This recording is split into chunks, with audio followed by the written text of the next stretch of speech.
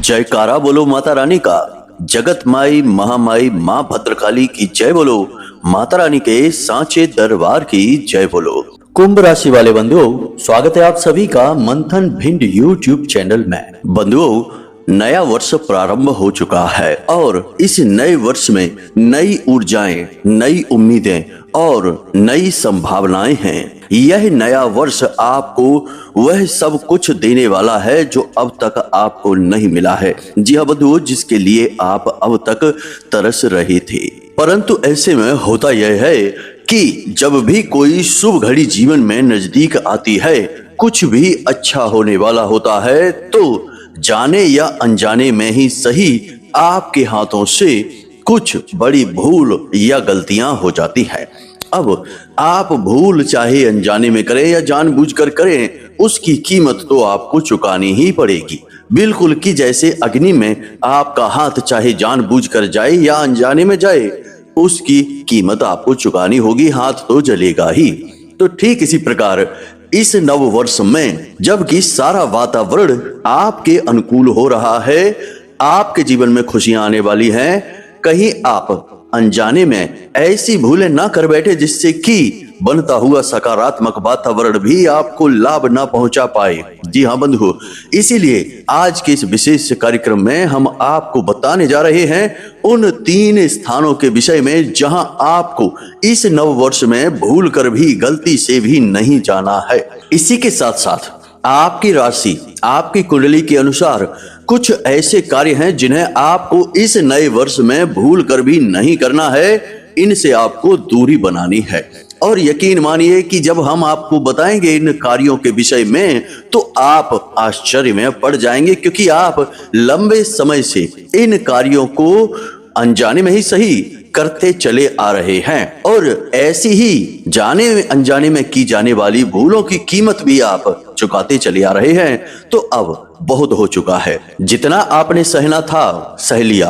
अब आने वाले समय में आपको केवल और केवल वह मिलना चाहिए जो आपके हक का है, जिसके लिए आपने दिन रात प्रयास किए हैं, यानी कि जीवन में शांति, सुकून, प्रेम और धन दौलत। इसी के साथ साथ ईश्वर की पूर्ण कृपा और आशीर्वाद। जी हाँ बंधु, तो अब जब आप इस कार्यक्रम को देखेंगे तो आपको बहुत कुछ नया सीखने को तो मिलेगा ही, बहुत सारी बारीक आध्यात्मिक धार्मिक बातें भी ऐसी समझ में आएंगी जो आप जानकर, प्रयोग कर कर अपने जीवन में एक नई ऊंचाई हासिल करेंगे। जी हाँ बंधु, तो बस हमने बड़ी मेहनत के साथ इस कार्यक्रम को नव वर्ष के पहले तोहफे के तौर पर तैयार किया है। आपको पूरे धैर्य के साथ ठंडे दिमाग से इस कार्यक्रम को देखना है और यकीन मानिए कि एक पल के लिए भी आपको यह नहीं लगेगा कि आपका बहुमूल्य समय खराब किया जा रहा है। जी हाँ बंधु, पल प्रतिपल आपको कुछ नया, कुछ अद्भुत सीखने को मिलेगा और महामाई की विशेष कृपा भी आपको प्राप्त होगी। तो बस बंधु, आप इस कार्यक्रम में अंत तक बने रहें। यह कार्यक्रम आपकी राशि, आपकी कुंडली के विशिष्ट ग्रह गोचरों और उनके विशेष आकलनों पर आधारित है। आपकी जिंदगी के लिए बिल्कुल संजीवनी बूटी के समान है, जो इस नए वर्ष में आपको प्राप्त होनी ही चाहिए। यह आपके हक का है। तो बस बंधु, निवेदन फिर से वही करेंगे कि कार्यक्रम में अंत तक अवश्य ठहरना, तभी हमारी मेहनत सफल होगी और माँ भद्रकाली के प्रति हमारी भक्ति भी कामयाब होगी। तो चलिए, उम्मीद करते हैं कि आप हमारी भावनाओं को समझ रहे हैं और इस कार्यक्रम में अंत तक अवश्य ठहरेंगे। तो चलिए बंधु, बिना समय गवाए महामाई को याद करते हुए आज के इस कार्यक्रम की शुरुआत कर डालते हैं पूरे भक्ति भाव के साथ, बिल्कुल एक छोटे बालक की भांति जो अपनी माँ को देखकर बिलक बिलक कर रो रहा है, क्योंकि वह बहुत तकलीफ में है, दर्द में है। आज महामाई स्वयं आपके पास आ रही हैं। आप बस आंखें बंद करके माँ भद्रकाली को याद करिए और उनके स्वरूप के दर्शन आपको होंगे, अगर आपका भाव सचमुच में माई के लिए बहुत गहरा है। जी हाँ बंधुओं, हम जो कह रहे हैं वह एक एक शब्द बिल्कुल पवित्र है, बिल्कुल दिव्य है और पत्थर की लकीर है, बदलता नहीं है, क्योंकि हम माई के सेवक हैं और हम माई के इस दयामयी पवित्र स्वभाव को जानते हैं। तो बस आंखें बंद करके माई को याद करिए और कमेंट बॉक्स में लिख डालिए, जय मां भद्रकाली कृपा करो, जय मां भद्रकाली कृपा करो। एक बार नहीं 3 बार लिखना बंधुओं। इसी के साथ साथ जो भी सदस्य आज पहली बार इस चैनल कार्यक्रम पर आए हैं, उनसे हमारा निवेदन यह है कि आप इसी समय इस चैनल को सब्सक्राइब करके ना केवल हमारे बल्कि महामाई के दिव्य परिवार के सदस्य बन जाइए, धाम से सीधे जुड़ जाइए। जी हाँ बंधु, आप जब चैनल को सब्सक्राइब करें तो कमेंट बॉक्स में लिखें, मैं भी परिवार का हिस्सा हूँ। इसको देखकर हमें बहुत अच्छा लगेगा और महामाई की सीधी कृपा आप तक पहुंचेगी। आप यदि चाहें तो आप अपना नाम, अपना स्थान भी लिखकर भेज सकते हैं। तो शनिवार को होने वाले सर्व मनोकामना पूर्ति हवन में हम आपके नाम से आहुतियां करवा देंगे, माई के दरबार में आपकी अर्जी लगवा देंगे। जी हाँ बंधु, जैसे ही आप अपना नाम देंगे आपकी अर्जी स्वयं ही लग जाएगी, क्योंकि हमने इसी तरह से इस नियम को बनाया है महामाई की सेवा में। तो चलिए बंधुओं, जल्दी से चैनल को सब्सक्राइब करिए, कमेंट बॉक्स में लिखिए मैं भी परिवार का हिस्सा हूं।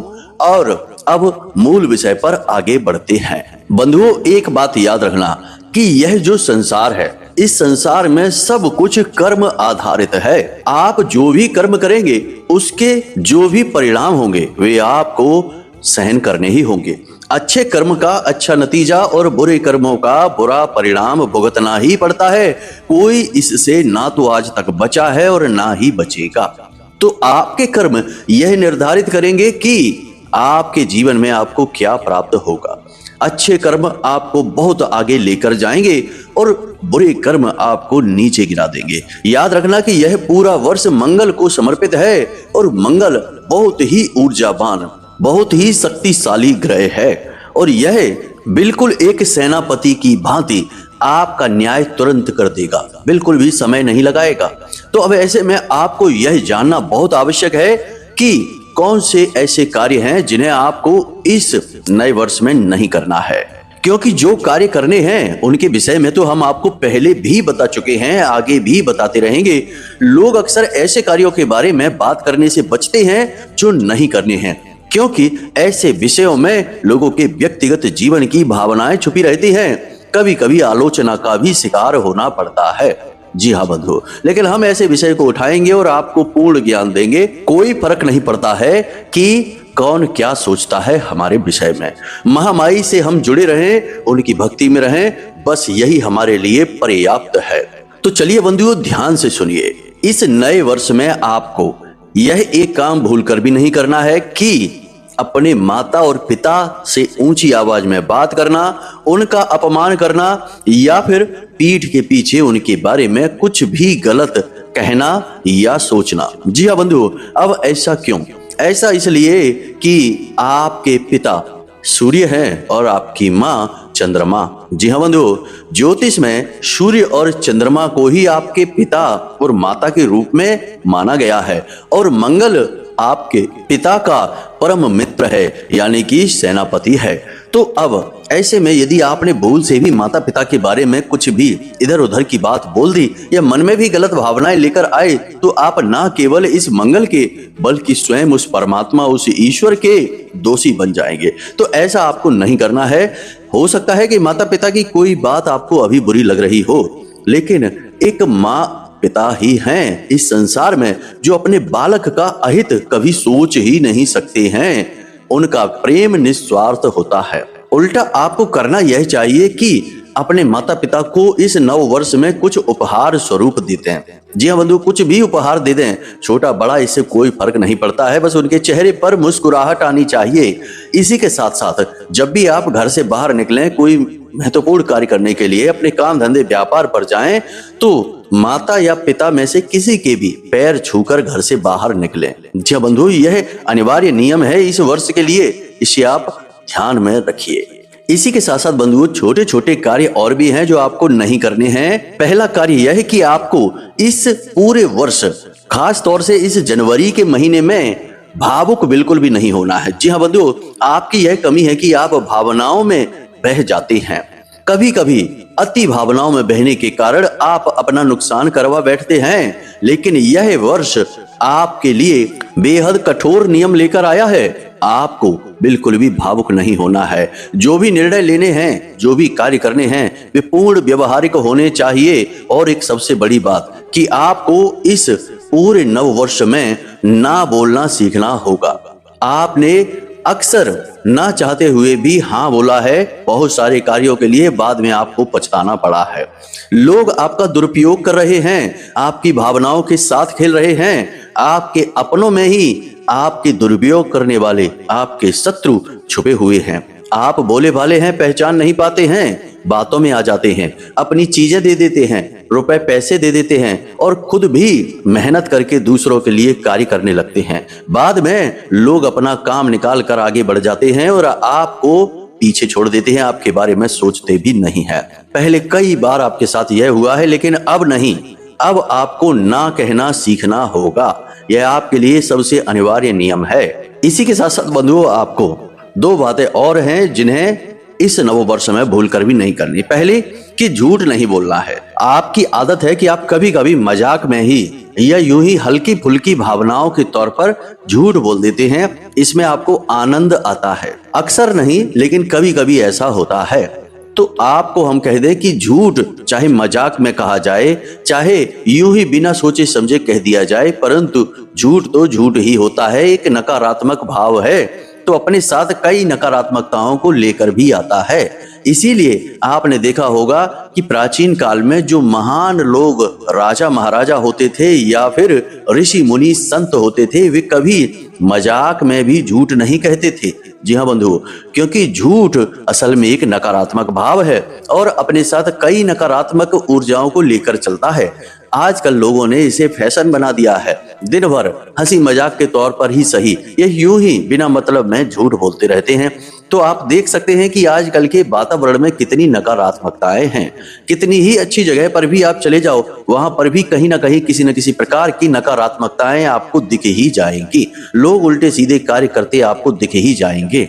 मंदिरों में भी आजकल लोगों का ध्यान भगवान की पूजा पाठ पर नहीं है, मोबाइल से सेल्फी लेने में है। अच्छी से अच्छी फोटो आ जाए, भगवान के अच्छे दर्शन हुए कि नहीं हुए, इससे ज्यादा फर्क नहीं पड़ता है। तो यह भी तो नकारात्मक भाव ही है। तो आपको भूल कर भी झूठ नहीं बोलना है। अब बहुत से लोग कहेंगे कि गुरुजी, बिना झूठ बोले तो काम ही नहीं चलता, क्योंकि यह दुनिया संसार है, यहाँ पर हर तरीके के लोगों के साथ व्यवहार करना पड़ता है। तो हम आपको बता दें कि कोशिश आप करें कि जितना हो सके अधिक से अधिक झूठ से दूरी बनाएं।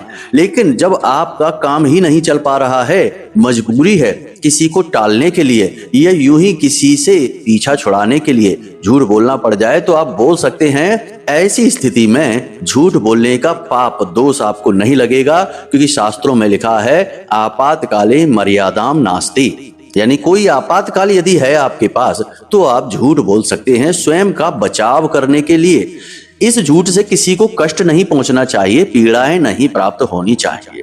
उम्मीद है आप यहां तक सारी बातें समझ चुके हैं। अब एक छोटी सी बात और, कि आपको किसी भी प्रकार का व्यसन इस वर्ष में नहीं करना है। अब व्यसन कई प्रकार के होते हैं। कुछ तो ऐसे हैं कि लोगों को पता ही नहीं कि वे व्यसन हैं। जैसे कि लोग जुआ, शराब, वेश्यावृत्ति जैसे कार्यों को व्यसन मानते हैं, परंतु कोई अगर धूम्रपान कर रहा है या फिर तंबाकू वगैरह खा रहा है तो उसे व्यसन ही नहीं मानता। उन्हें लगता है कि यह तो बहुत ही साधारण सी चीजें हैं। यहाँ तक कि अधिक मात्रा में चाय पी रहा है।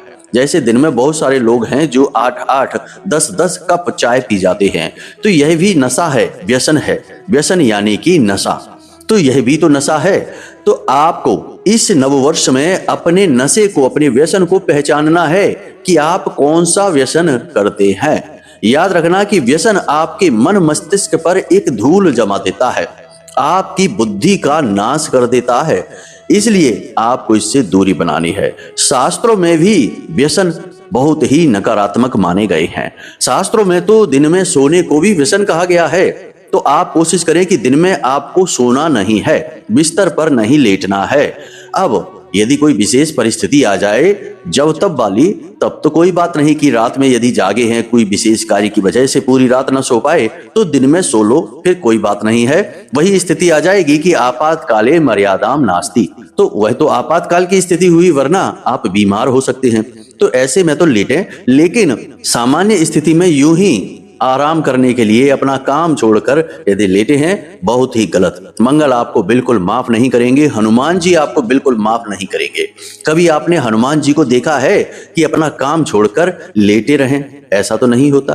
प्रभु श्री राम की सेवा में तत्पर बैठे रहते हैं, खड़े रहते हैं, उनकी सेवा करते रहते हैं, लेटते नहीं, क्योंकि कर्म प्रधान कर रखा है उन्होंने और उसी के सहारे उन्होंने प्रभु को पा लिया। तो आपको भी यही करना है, व्यसन से दूरी बनानी है। जी हाँ बंधुओं, बहुत सारे ऐसे लोग होते हैं जो सच का सामना नहीं कर पाते हैं, तो वे मानेंगे ही नहीं कि वे किसी प्रकार का व्यसन करते हैं। इन बातों को हल्के में ले लेंगे, बाद में फिर पछताना पड़ेगा, क्योंकि इसकी कीमत चुकानी पड़ेगी। हमने पहले ही आपसे कहा है कि कर्म चाहे जाने में हो या अनजाने में हो, उसका फल भुगतना ही पड़ता है। तो आपका क्या व्यसन है, आप हमें कमेंट करके बता सकते हैं, तो हम माई से निवेदन करेंगे और माता रानी आपको शक्ति देंगी इस व्यसन से छुटकारा प्राप्त करने में। याद रखना कि जहां मानव की शक्तियां कमजोर पड़ जाती हैं, वहां दिव्य शक्तियां मानव का साथ देने के लिए अपना हाथ आगे बढ़ाती हैं। लेकिन इसके लिए आपको खुद को समर्पित तो करना ही पड़ेगा। आप यदि अकड़ कर खड़े रहेंगे कि नहीं, हम कुछ भी नहीं मानते, हम तो सब खुद ही कर लेंगे, तो फिर दिव्य शक्तियां आपसे कोसों दूर हो जाएंगी। इसीलिए तो भगवान श्री कृष्ण ने अर्जुन से गीता के अंतिम उपदेश में कहा कि हे अर्जुन, सर्वधर्मान परित्यज्य मामेकं शरणं व्रज।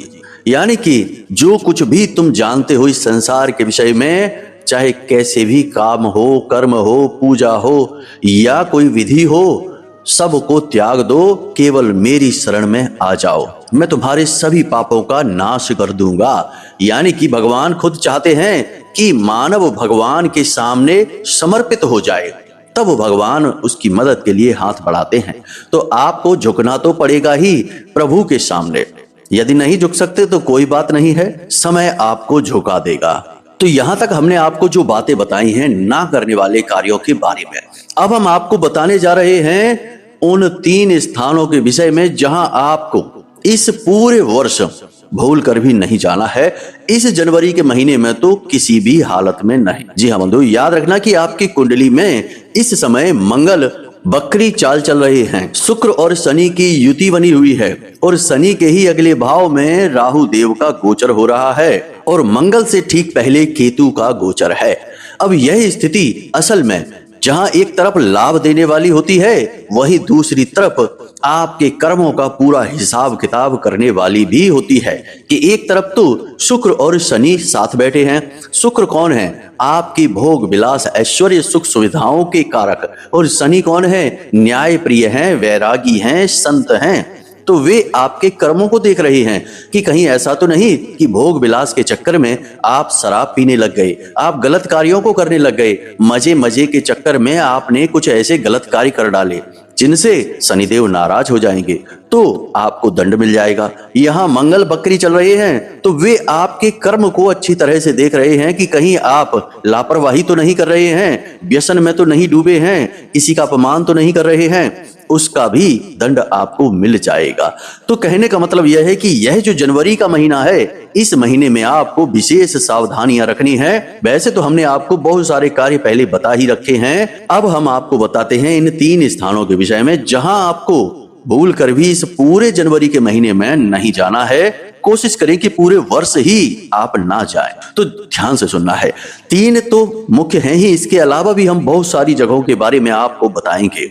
सबसे पहली जगह जहां प्रभु का अपमान होता है, आज के समय में लोगों ने यह फैशन बना लिया है बंधुओं कि अपने आप को बड़ा दिखाने के लिए, बुद्धिमान, ज्ञानवान, तर्कशील दिखाने के लिए धर्म के बारे में अनाप शनाप बातें बोलने लगते हैं, धर्म गुरुओं का अपमान करने लगते हैं, गंदी गंदी गालियां तक निकाल देते हैं। अब आप ध्यान से समझिए कि जिसके विषय में लोग गलत बात कर रहे हैं वह उनके सामने तो बैठा नहीं है, वह तो कहीं और है, और आप पीठ के पीछे उसके बारे में अभद्र भाषा का प्रयोग कर रहे हैं, उसको जरूरत से ज्यादा अपमानित कर रहे हैं। तो यह हमारे हिंदू धर्म सनातनी परंपरा का सीधे सीधे अपमान है।